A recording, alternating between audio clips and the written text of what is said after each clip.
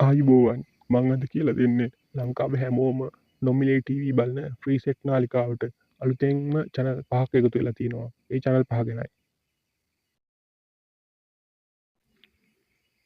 මේ අලුතෙන් එකතු වෙලා තියෙන චැනල් පහේම විශේෂත්වය වන්නේ මේවා ඔක්කොම ශ්‍රී ලංකාව චැනල්. ඒ කියන්නේ සිංහල චැනල්. කිසිම බිලක් එන්නේ නැතුව අමතර ගාස්තුවක් නැතුව සෙටප් බොක්ස් එක මිලදී ගැනීම පමණක් සිදු කරලා ලංකාවේ හැමෝටම නොමිලේ ශ්‍රී ලංකාව චැනල් ලබිය හැකි ෆ්‍රීසෙට් ටීවී ක්‍රමය ගැනයි මම මේ කතා කරන්නේ. ෆ්‍රීසෙට් එකක් අරගෙන තමන්ටම ගෙදරින් තනියම හයි කරගන්න ආකාරය මම කියලා දුන්න වීඩියෝත් තියෙනවා. ඒවත් බලන්න.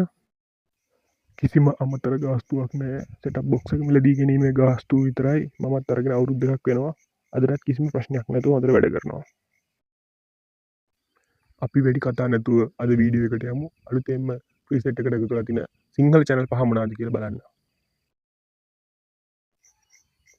අපිට බලන්න පුළුවන් channel number 19ට දසත ටීවී කියලා අලුතෙන් නාලිකාවක් එකතු කරලා තියෙනවා. මේකත් 100%ක් සිංහල channel එකක්.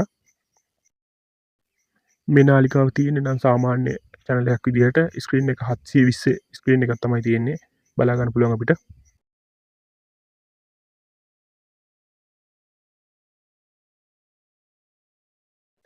අපි ඊළඟ නාලිකාවට ගියාම අපිට දැක් ගන්න පුළුවන් channel number 23ට දීලා තියෙනවා කුමා ටීවී කියලා නාලිකාවක්. හැබැයි තාම මේක පටන් අරගෙන නැහැ. තාම ලෝගෝ එක විතරයි තියෙන්නේ.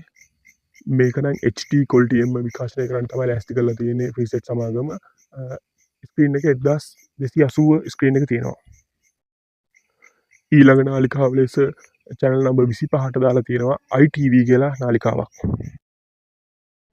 මේ නාලිකාවත් සාමාන්‍ය නාලිකාවක් විදිහට තමයි විකාශනය කරන්නේ. 720යි රෙසලූෂන් එකකින් තමයි විකාශනය කටයුතු සිදු කරන්නේ.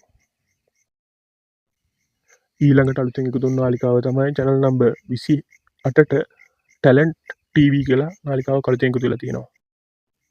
මේකේ සමහරක් වෙලාවට ක්‍රීඩා වැඩසටහනුත් විකාශනය කරනවා HD quality එකෙන් තියෙන්නේ.